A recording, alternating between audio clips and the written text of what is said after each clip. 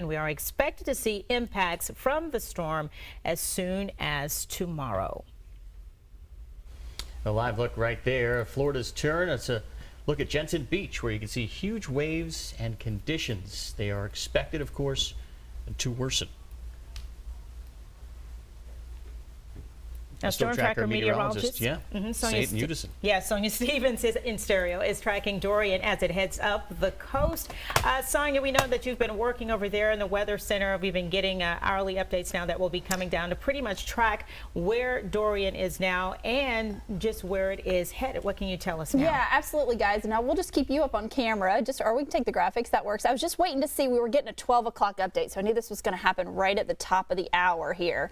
So I'm just waiting to see if there's new. Again, this is not going to be an update to the track or anything, but just the current information. So again, as of right now, those winds still at 110 miles per hour and the storm's still moving northwest at 2. So again, I've got that information in the weather computer. But again, something else that came up at 11 a.m. with that latest update from the Hurricane Center is that the National Weather Service did go ahead and update those warnings, as John and Tess were just telling you about. So this area in this red here, that is a hurricane warning. So that's what we've got in effect for Berkeley and Charleston County until further notice. Then as you head toward Dorchester, Colleton, Beaufort County, that's where we've got tropical storm warnings in effect. So again, the entire low country under some sort of tropical storm or hurricane warning at this point. So here's the latest, because again, we haven't been on air since we got this update at 11 a.m. But of course, we've had all that information on social media. So winds 110 miles per hour.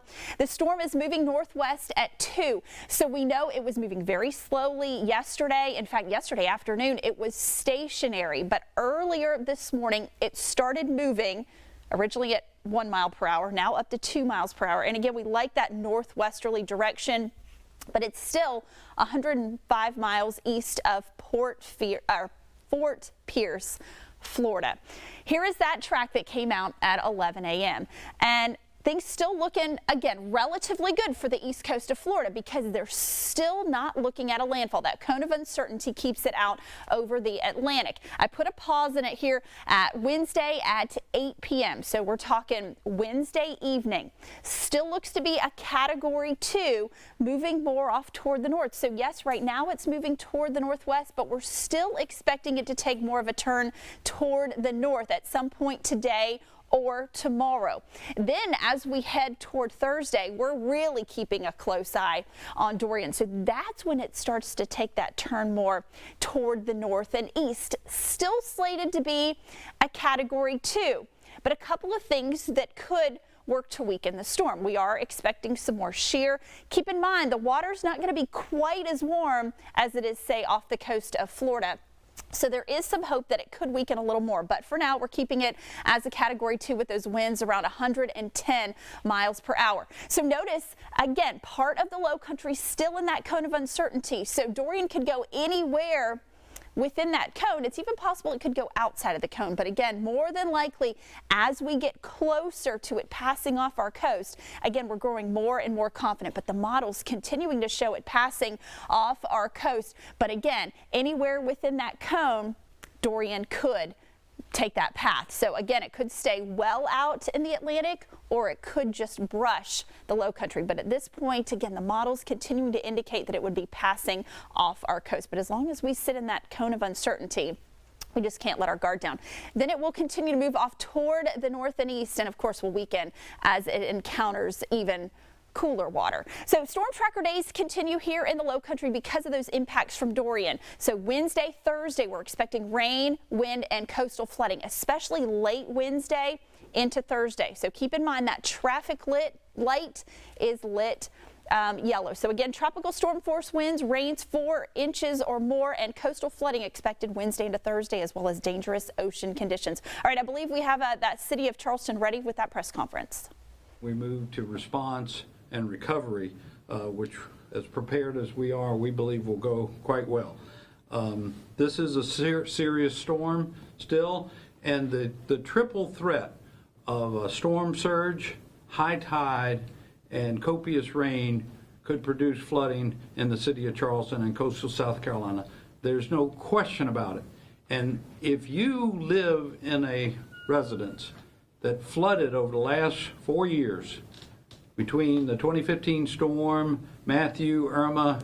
Well, of course, we didn't get much here with Florence, but any of those storms, you should evacuate your residents and move to higher ground and stay out of harm's way. That is still the case. I know it's a beautiful day out there, but we want everyone to be safe. I want to give a shout out again and a thanks to amazing, remarkable team, the City of Charleston Emergency Operations staff, and we also collaborate with our partners like the county and the other jurisdictions in the county and our state and federal officials. But I'll give you one example. I stopped by the town of James Island this morning where we have a joint venture sandbag operation between the City of Charleston and the town of James Island. Mayor Woolsey and I were out there together, and it was really a remarkable level of collaboration between the town and the city, and that kind of thing is happening all over the place, and we're very proud of that. So this is a really serious storm, and not take it lightly, but when I saw that Coburg Cow was coming down, then I really knew that, that people are starting to take this seriously and need to. So we're going to run through some of the many things that the City of Charleston is doing to be ready, not just for the storm itself, but the response and recovery that then comes afterwards. First, I'd like Chief Reynolds with our chief of our police department to share some comments with you. Chief. Thank you, Mayor. For our communities, for those that are here still visiting, our residents, we want everybody to know that we're working very hard to keep our communities and our residents safe. We need everybody who has not yet evacuated to evacuate. This is not the time to relax. This is a time to continue to be vigilant. We continue to look at the safety of all of our residents and all of our communities. Tomorrow night, there is a tide predicted at 10 feet, and that is a very high tide. That means significant flooding. That means significant road closures. That potentially means rescues, and that means that we can't have people's cars stranded in the middle of the roadways. So we want to do everything to get ahead of that flooding, to work closely with our communities. We'll continue to be vigilant and present. We continue to help with the lane reversals on the interstates. We continue to be out in our communities with an increased presence, increased patrols. We're going to continue to work closely with our communities to keep them safe. There's a lot that we need to do together to achieve that. So thank you for the cooperation that we've gotten up to this point. We still have several days. If we look at this and what's occurring in the Bahamas, if we look at what's occurring now in Florida, we are not over with this storm yet. It's important that we continue to work together, and everybody's doing that. Federal, state, local, fire rescue, police, sheriffs, many other resources. We have a great community. We have to work hard to make sure that everybody survives this storm and is safe and secure. Thank you. So when a need for response occurs, who's always there? The Charleston Fire Department. I'd like to call on Chief David Griffin to give us an update on their response preparations. David? Thank you, Mr. Mayor. Yes, we're ready to go. Our USAR teams are in place. We have 5 high water vehicles at different stations located with people from the National Guard. Our USAR teams, they have swiftwater training, so they have boats specified for that rescue as well. Our engine, our ladder companies, they're ready to go as well. We're doing 12-hour shifts. A reason for that, work-rest cycles. It's very important that these guys get the rest that they need. On our end, on the command staff, we do have certain people in certain positions to make sure operationally it runs very well and very smooth. It's not the first hurricane we've been through on our side in the City of Charleston with the fire department, so we're pretty well versed in this, and we're ready to go. So our citizens are in good hands. Thank you. Thank you, Chief. Now, just to let you know, response and recovery isn't just Charleston Police and Fire Department. We will have a team assembled of various departments, including our stormwater, our parks department, our public works department, and our traffic and transportation department, sheltered, quartered a Wednesday evening, so they will be ready to be on call and to respond to whatever happens on Thursday and thereafter. An update from our traffic and transportation leader, Keith Benjamin. Thank you, Mr. Mayor. We continue to be very grateful for the partnership with our counties and also with Carter Regarding transportation, especially for our evacuation opportunities, as just a reminder, the evacuation routes, which are those blue signs that you see around the city and throughout the county, is where those pickups will be occurring every 30 minutes. Please also remember, on the peninsula, there's 14 different stop locations. There will not be pickups from bus stops or bus shelters, but only where those blue evacuation signs are between 8 and 6 today, and then also starting at 8 a.m. on tomorrow off the peninsula. Obviously, will be with the Durham buses and with our partners at Charleston County. So please be mindful of that. Check the hurricane preparedness kit for those specific locations. It's also on the city website and otherwise, which will be talked about later, but please pay attention to those.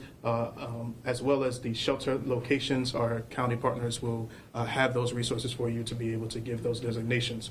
One other piece is regarding our parking garages. As a reminder, those are open and free to cars to be able to park. Please, no boats, no trailers or otherwise, so we can make sure that citizens have their space to be able to make sure their vehicles are safe. Thank you so much. Thank you, Keith. Public Works has also been at work, and I must admit, this week being a holiday week and trash pickup has been a little awkward, but we're doing the best we can given the fact that a couple of our private contractors with the evacuation order, they went ahead and evacuated. So Tom O'Brien with Public Works is going to give us an update. Tom? Thank you, Mr. Mayor. To reiterate what the mayor said, we're asking our citizens, we are collecting garbage on the peninsula today due to the potential for a storm surge in water, as the mayor indicated, which could clog our drains and make recovery difficult. So we are collecting that route today. However, no other routes are being run, and we're asking our citizens to please bring your cans and any debris you have curbside back in. It's because that can hinder our operations and recovery by clogging drains and just causing havoc in the street. So we would ask please to get those stuff off the street. Also, sandbag operations will continue today to 5 p.m. at the sites 14 Sumar Street, which is the old Piggly Wiggly.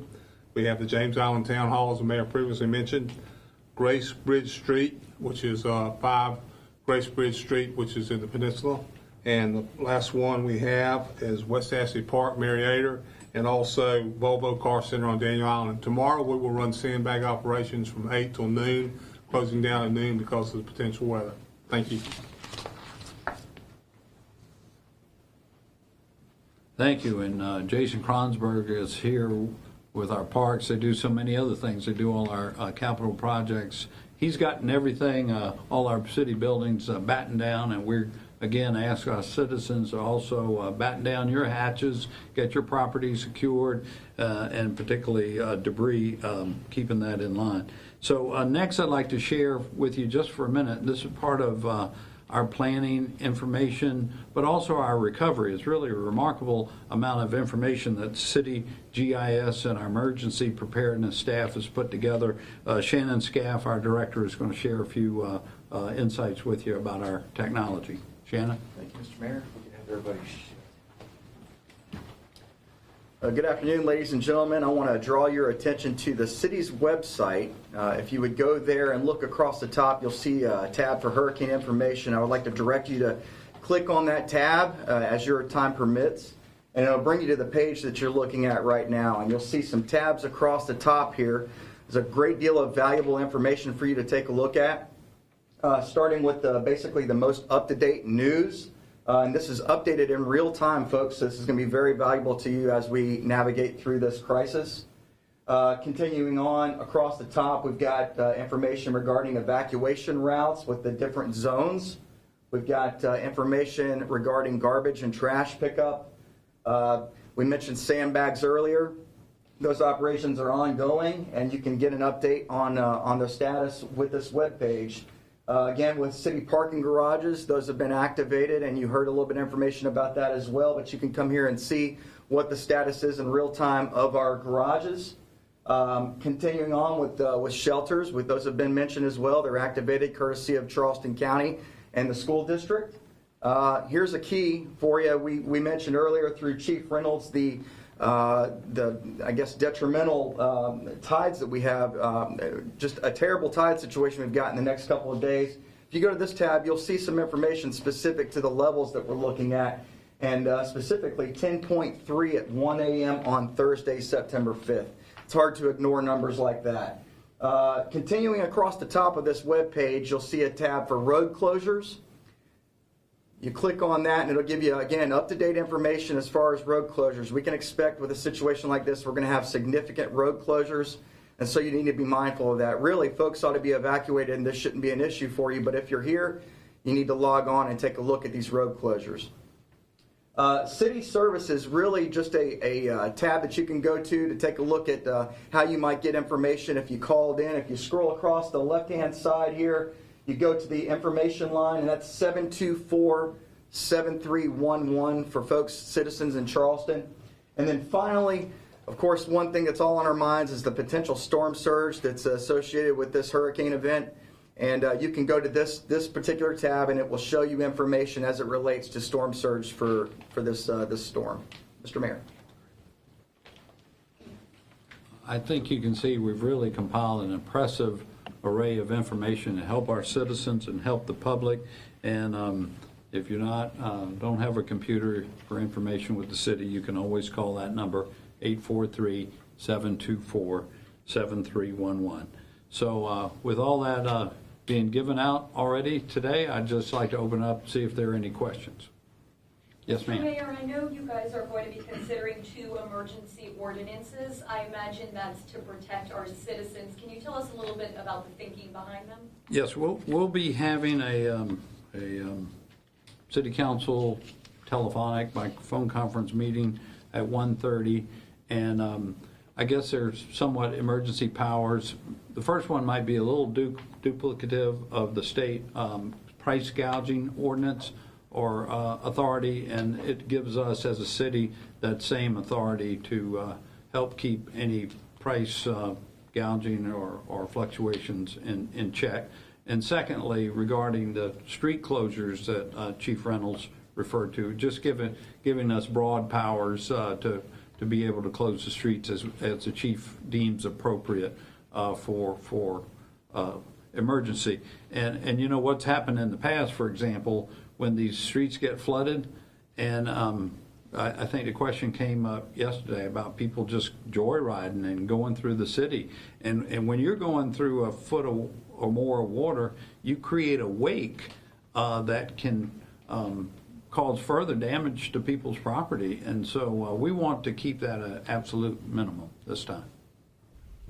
All right, right there you're listening to Charleston Mayor John Tecklenburg, city officials updating us, of course, and what's going to be happening in the Holy City. And he said if you experienced any flooding at your home through Matthew or through Irma, you know, going all the way back to 2015, he's urging you to evacuate now. Yeah, that was reiterated by Police Chief Reynolds there. He says that everyone, really, this is the time to evacuate. It's gorgeous out there right now. We know you still have plenty of time to get in the car and head up 26. Those lanes, of course, still being reversed. We also heard from Chief David Griffin, Charleston Fire. He says that his crews are ready. They have 5 high water vehicles, but of course they do not want to have to use them and likely will not be able to use them in the event that this thing comes and really wreaks havoc with the low country.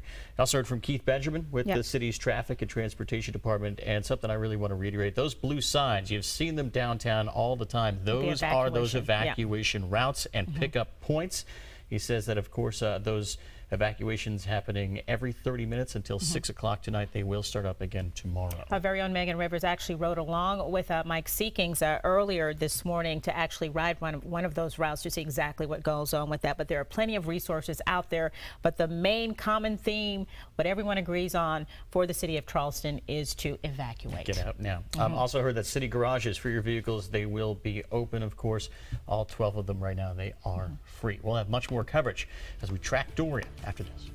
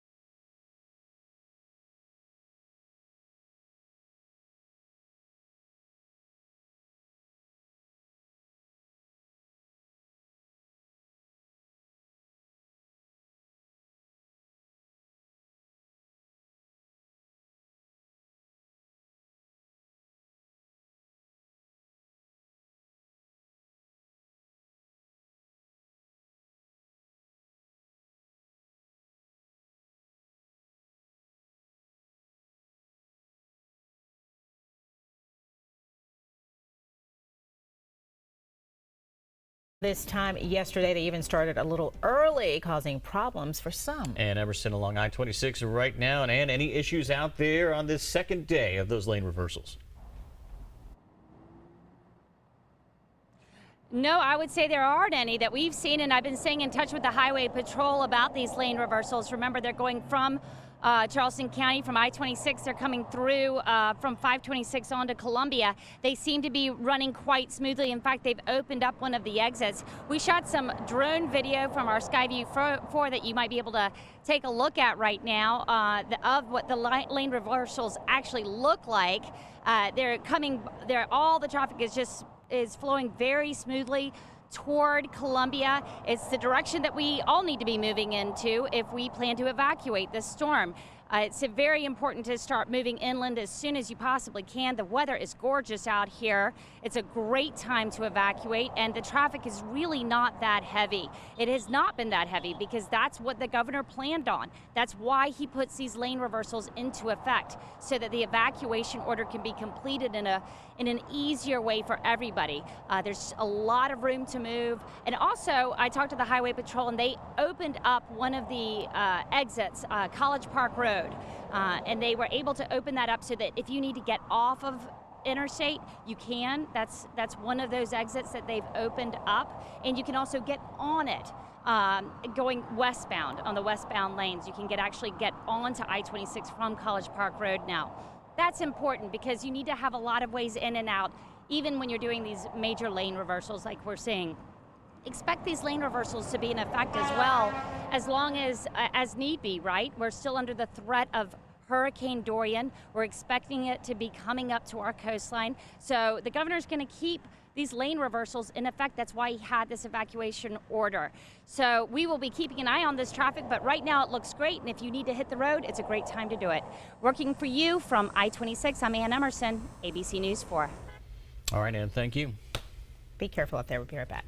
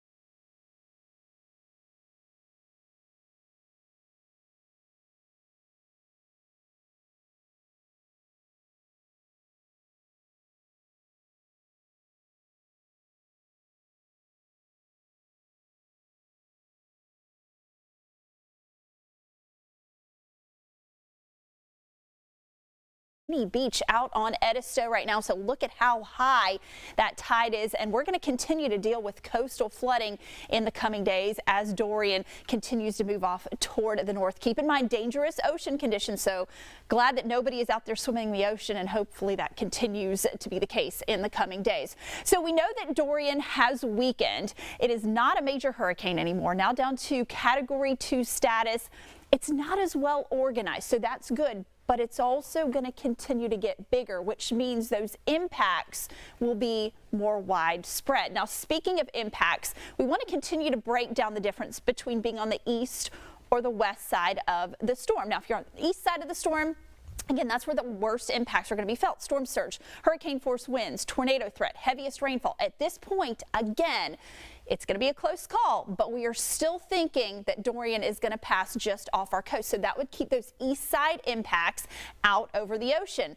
More than likely, we're going to be feeling those west side impacts. So we're talking tropical storm force winds, hurricane force winds possible, less rainfall, and again, more of those coastal and ocean impacts. So I want to show you that track again. Here we are Wednesday at 8 p.m. Still a category 2 just north and east of Jacksonville, Florida. So that cone of uncertainty keeps it off the east coast of Florida.